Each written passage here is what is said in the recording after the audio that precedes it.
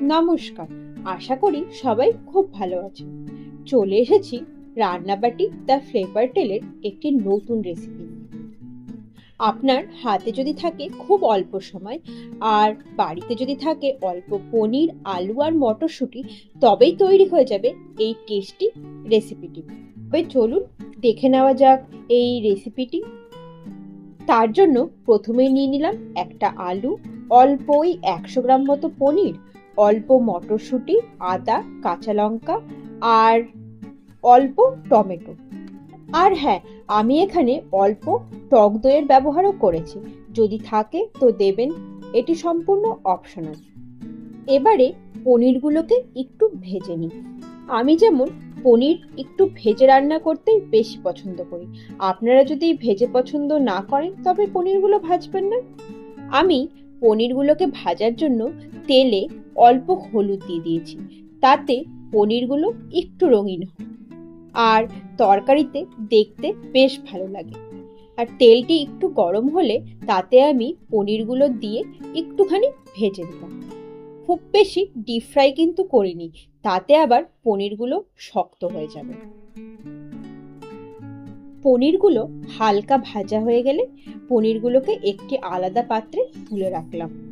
এবারে ওই কড়াইতে আবারও খানিকটা তেল দিয়ে তেলটি গরম হলে তাতে ফোড়নের জন্য দিলাম জিরে ও দুটো চেরা কাঁচা লঙ্কা। ফোড়নটি একটু ভালোভাবে ভাজা ভাজা হয়ে গেলে তাতে দিয়ে দিলাম টুকরো করে কেটে রাখা আলুগুলো। আলুগুলো একটু ভাজা হয়ে গেলে তাতে দিয়ে দেব টুকরো করে রাখা টমেটো। এরপরে দিয়ে দেব পরিমাণ মতো লবণ এবং অল্প হলুদ। যেহেতু পনির ভাজার সময় আমি হলুদের ব্যবহার করেছিলাম, তাই হলুদটি একটু কম পরিমাণেই দেব, না হলে তরকারিটি খুব বেশি হলুদ হয়ে যাবে। আর সাথে দেব অল্প জিরে গুঁড়ো। এবারে এগুলোকে একটু ভালোভাবে মিশিয়ে নেব। কিছুক্ষণ পরে দিয়ে দেব ওই কুচিয়ে রাখা আদাগুলো। তারপরে আবারও একটু ভেজে নেব। যদি দেখেন খুব বেশি ড্রাই হয়ে গেছে, তবে অল্প পরিমাণে ওই 2 চামচ মতো একটু গরম জল মিশিয়ে আবারও একটু মশলাগুলোকে কষিয়ে নিতে হবে। জলটি একটু শুকিয়ে গেলে এবারে দিয়ে দেব মটরশুঁটিগুলো। মটরশুঁটি দিয়ে আবারও খানিকক্ষণ মিশিয়ে নিয়ে দিয়ে দেব টক দইটি। আচ্ছা, টক দই দেওয়ার পরে যেন গ্যাসের ফ্লেমটি একদম লোতে থাকে, সেটা অবশ্যই খেয়াল রাখবে, না হলে কিন্তু দই আবার ফাটা ফাটা হয়ে যাবে।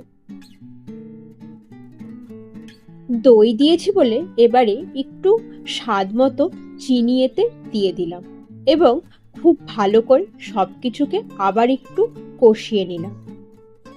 ভালোভাবে কষানো হয়ে গেলে এবারে আলু সেদ্ধ হওয়ার মতো পরিমাণ মতো গরম জল এতে মিশিয়ে দিলাম। এবারে জলটি ভালোভাবে ফুটে গেলে তাতে ওই আগে থেকে ভেজে রাখা পনিরগুলো দিয়ে দিলাম। এরপরে ঢাকা দিয়ে মোটামুটি 10-15 মিনিটের জন্য আলুগুলোকে সেদ্ধ হতে ছেড়ে দেব। 10-15 মিনিট পর ঢাকা তুলে দেখে নেব আলুগুলো সেদ্ধ হয়ে গেছে কিনা। আলুগুলো সেদ্ধ হয়ে গেলে জলটি একটু শুকিয়ে নিতে হবে। তবে জলটি কিন্তু আপনারা আপনাদের সুবিধা মতো শোকাবেন। যদি আপনারা গ্রেভি রাখতে চান তাও রাখতে পারেন। এবারে আমি এতে দিয়ে দেব অল্প গরম মশলার গুঁড়ো ও হাতের তালুতে একটু ঘষে কাসুরি মেথি। এই দুটো উপকরণই এই আইটেমটিকে দেবে একটি অন্য স্বাদ।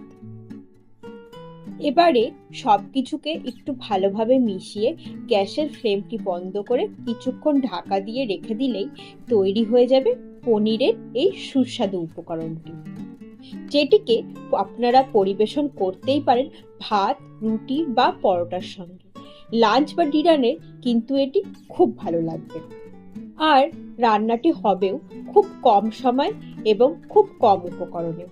এইভাবে একবার অবশ্যই ট্রাই করে দেখবেন এবং জানাবেন রেসিপিটি কেমন লাগলো।